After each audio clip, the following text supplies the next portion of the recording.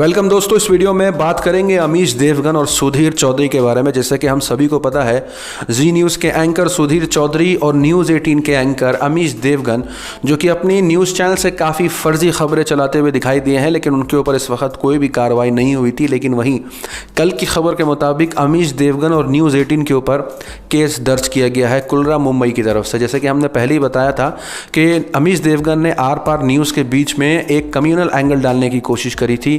जो मस्जिद से ताल्लुकात नहीं थी न्यूज़ की, उसको मस्जिद से जोड़ने की कोशिश करी थी। इसके ऊपर उनके द पब्लिक केयर फाउंडेशन और INTUC की तरफ से सेक्शन 295 और सेक्शन 124 के तहत अमीश देवगन और न्यूज़ 18 के ऊपर FIR दर्ज की गई है झूठी और फर्जी खबरें चलाने के मामले में। लेकिन वहीं दूसरी तरफ सुधीर चौधरी जो कि जी न्यूज़ के एंकर हैं, उनके ऊपर भी केस दर्ज किया गया है। लेकिन ये दर्ज जो किया गया है वो असल केरला पुलिस की तरफ से किया गया है। जी हाँ, अपने ट्विटर हैंडल से सुधीर चौधरी ट्वीट करते हुए दिखाई दिए। कहा, केरल पुलिस ने मेरे खिलाफ गैर ज़मानती धाराओं में FIR दर्ज की है। आरोप लगाया है कि DNA में ज़मीन जिहाद का मुद्दा उठा करके मैंने मुसलमानों की धार्मिक भावनाओं को आहत किया है। मेरा सवाल, क्या भारत में जिहाद का मुद्दा उठाना गुनाह है? जिहाद का नाम लिया तो जेल में डाल देंगे।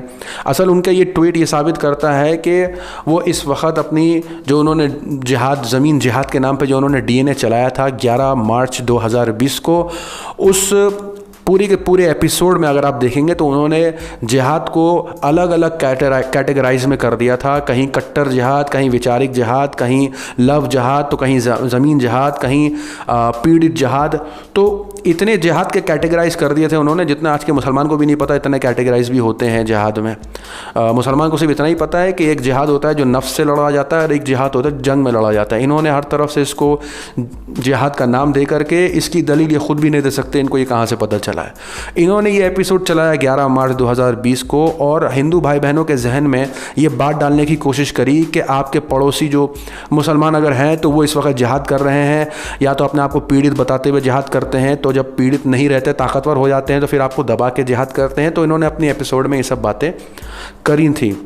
वहीं जो ये FIR दर्ज की गई है केरला पुलिस की तरफ से, ये असल नॉन बेलेबल है, क्योंकि जैसे कि हम सभी को पता है कि फ़र्ज़ी ख़बरों का जो चलन है वो रुकने का नाम नहीं ले रहा है। और हर तरफ से हम देख रहे हैं कि कहीं ना कहीं एक कम्युनिटी को पूरा का पूरा टारगेट किया जा रहा है अपनी खबरों के द्वारा।